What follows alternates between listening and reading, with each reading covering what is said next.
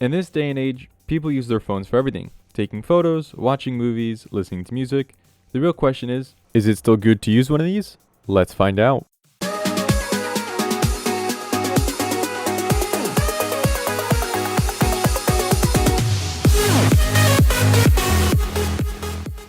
This is the SanDisk Sansa E200. Now this is the E250 variant, initially released in January 2006. Let's get this thing unboxed and see what it has to offer.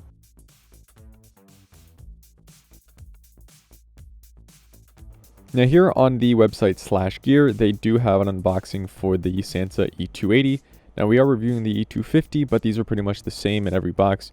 It doesn't actually change. Now if we scroll all the way down, here we have the unboxing. We get some earbuds, the Mp3 player, a lanyard, and its USB 2.0 cable, as well as some other miscellaneous stuff like the driver disc, pamphlet, and the list of built-in music, as well as some replacement ear tips and a travel case, which is very nice.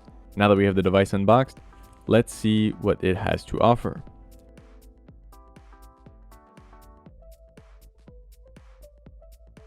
It has a dedicated lock switch on the top, next to its built-in microphone and headphone jack. On the left side of the device, we have a dedicated voice recorder button to start recording, and on the right side, no buttons except its SD card slot, which in stock form supports up to 2 GB of data. We will look into expanding on that later. And on the bottom, we have the 30-pin jack for charging and data transfer. On the back, if we remove the 4 screws, we get access to its removable battery. This battery is currently 750 milliamp hours. We will touch upon that later again. On the front, we have our power button, back, rewind, skip, pause, play, and a select button in the middle, with a scroll ring surrounding it. Still on the topic of physical features, its dimensions are 3.5 by 1.7 by 0.6 inches. It weighs roughly 2.7 ounces. Its screen is a 1.8-inch TFT LCD that features 220 by 167 pixels, and that's about it. So let's boot it up and talk about its specs. For its CPU, it either comes with 2x80 MHz portal player PP5024, which is the ARM 70 DMI, or version 2 comes with a 250 MHz AMS 3525, which is the ARM 90 DMI. Now version 2 devices came out December of 2007 and supported a few more features such as audible audiobooks, micro SDHC support, DivX, JPEGs, different boot screens, and adds the ability to format the device, among other minor improvements. In its stock form, version 1 came with support for bitmap, Mp3, QuickTime, and WMA files, with version 2 supporting that and everything brought up previously. Moving on, each model number reflects its capacities of storage, E250 being 2 GB to E280 being 8 GB, with a price of $200 USD MSRP for the 2 GB version, and its battery again being a 750 milliamp battery no matter the version you bought. If we quickly look into the current market price, we can get these things on eBay for $59, $35, $30, $48, $79, $50 for 2, and so forth. If we hop over and see the sold listings on eBay, we can see they sell for right around $25, $13, $50, best offer, $15, best offer, $25, and so forth. Most of these sell for right around 25 to 30 bucks, depending on which one you can get.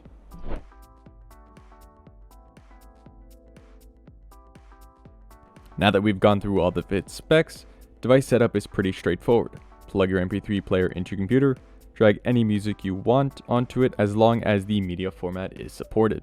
For software, in its stock form, it has a lot of different features, so we'll go into those right now.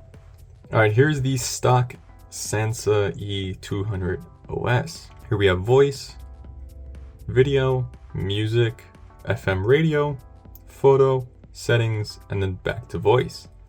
If we tap on settings, we can see they have music options, radio options, slideshow options, backlight, language, date and time, brightness, volume, reset, auto shut off, USB mode, and demo mode. Of course, we also have info.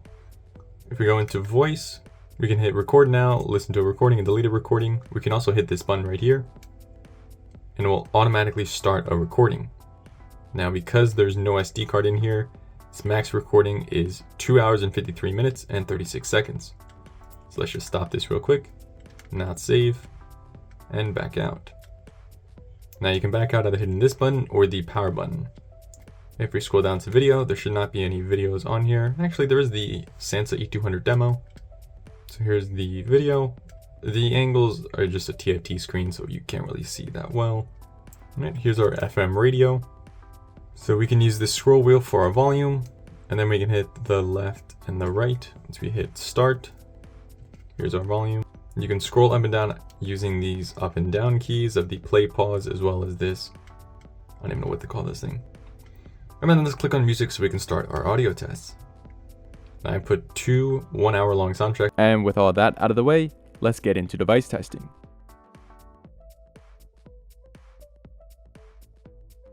The tests we're going to run are the charge speed, voice recording playback, radio playback, music playback, device idle, and standby. Now all of these are going to be battery tests. Of course, the charge speed is its own test, but let's get into it. Starting out with its charge test, we're going to use its 30-pin charger and a 20-watt Anker USB wall charger.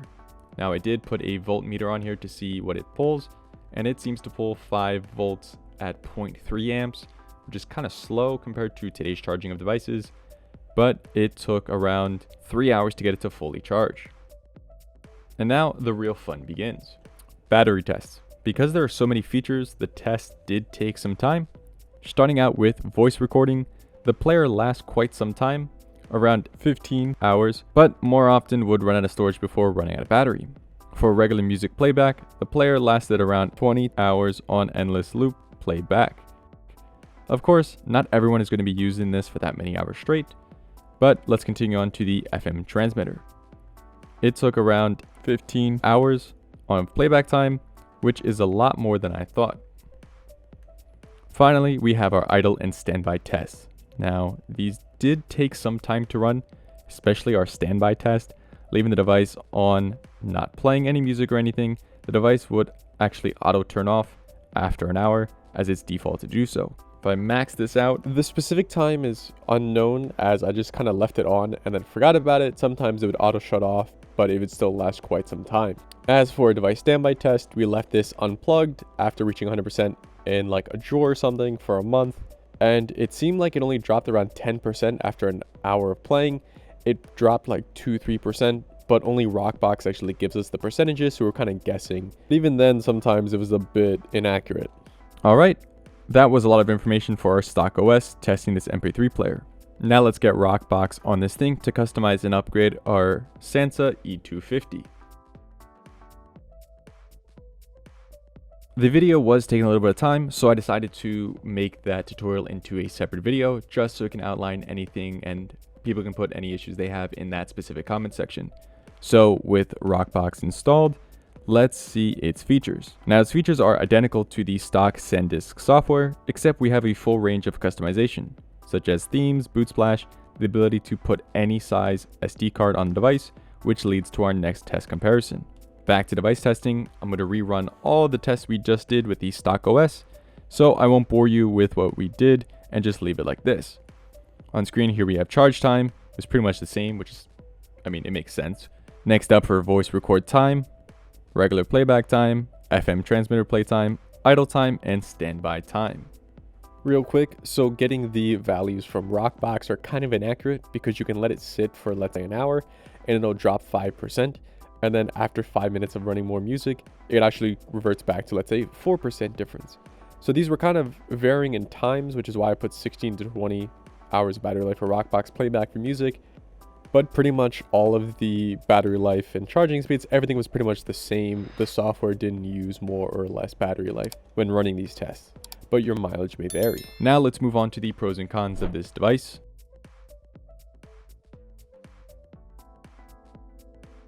The list is just going to be short and sweet. For pros, it has great battery life, open range of customization, FM transmitter, and a built-in microphone, which is awesome.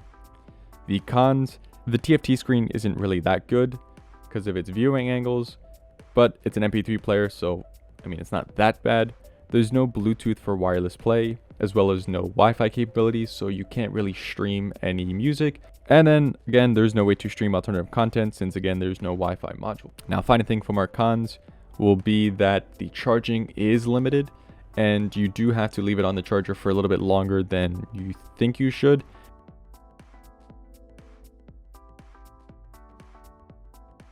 Which leaves us with our final thoughts. It's a great device. I use it on trips where there's no networks or just has spotty service. The only pain is having to download all my music onto the SD card and manually update it instead of just using it how you would Spotify or Apple Music and just downloading them there. And that's about it for our Sansa E250 review. Let me know down in the comment section if you still use an MP3 player. Maybe pick one up if you don't. There are plenty of options out there. Thank you so much for watching. Hit that subscribe button, like if you like, dislike if you dislike it, and I'll see you all in the next one.